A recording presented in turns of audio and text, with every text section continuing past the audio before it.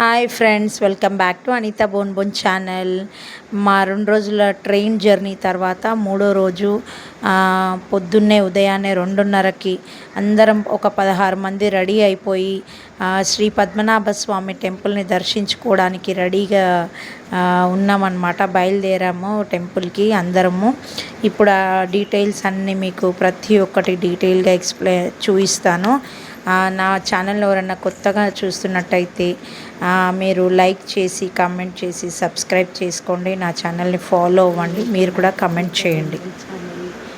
ఈరోజు first day, మా trip first day. మేము పద్మనాభ స్వామి టెంపుల్కి మా ఫ్రెండ్స్ మేమందరం రెడీ అయిపోయాము. ఇప్పుడే బయలుదేరాము. ఇప్పుడు టైం 2:30 అవుతుంది.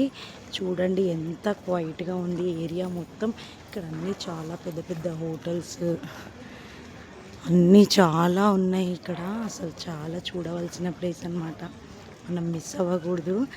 మీరు ఎవరైనా కొత్తగా నా ఛానల్ చూస్తున్నట్టయితే like, share, comment and subscribe చేయండి.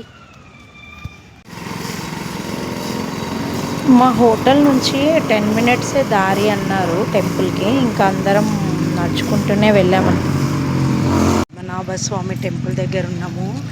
చాలా ఎక్సైటెడ్గా ఉంది నాకైతే. అసలు మీకు ఒక్కసారి చూపిస్తా టెంపుల్ చూస్తుంటైతే గూస్ బంప్స్ మూమెంట్ అనమాట. ఇది మన కేరళ రాష్ట్రంలోని తిరువనంతపురం నగరంలో ఉంది టెంపుల్.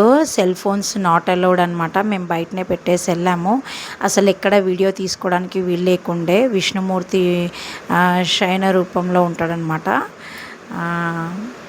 చాలా బాగా అనిపించింది. పిక్స్ బయట తీసుకున్నాం మేము. ఇప్పుడు పద్మనాభ స్వామి టెంపుల్ దర్శనం అయిపోయి వేరే టెంపుల్కి వెళ్తున్నాము. దానికోసం ఆటో తీసుకున్నాం అన్నమాట. అమ్మవారి టెంపుల్కి వెళ్తున్నాం ఇప్పుడు. ఒక ఆటోలో లేడీస్ శబరిమల టెంపుల్కి వెళ్తున్నాం.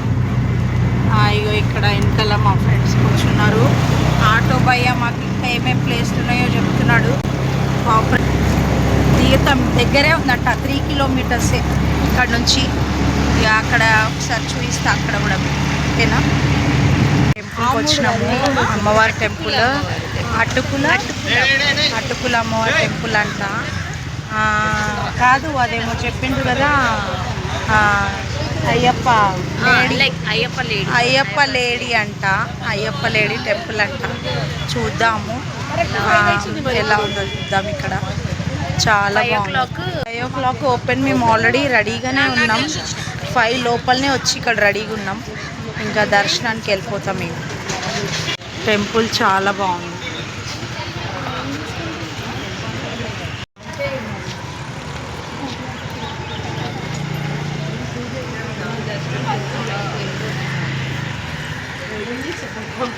ఇక్కడ